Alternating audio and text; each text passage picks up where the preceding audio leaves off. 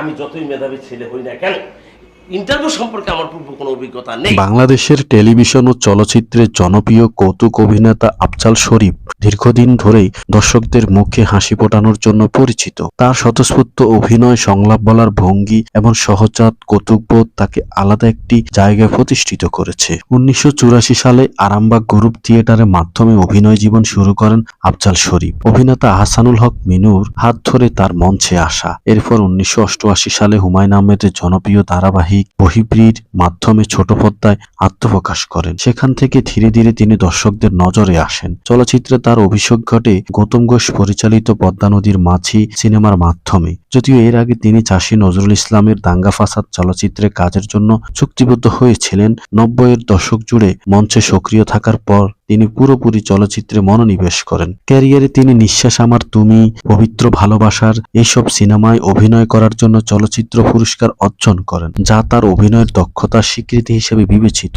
এছাড়া শ্বশুরবাড়ি জিন্দাবাদ, ঠেকাও মাস্তান, বুক ফোটে তো মুখ ফোটে না সহ বহু জনপ্রিয় সিনেমা ও নাটকে অভিনয় করেছেন। টেলিভিশনের জনপ্রিয় অনুষ্ঠান ইত্যাদিতে আব্দুল কাদেরের সঙ্গে মামা ভাগ্নি চরিত্রে তার উপস্থিতি দর্শকদের কাছে বিশেষভাবে সমদূত ছিল।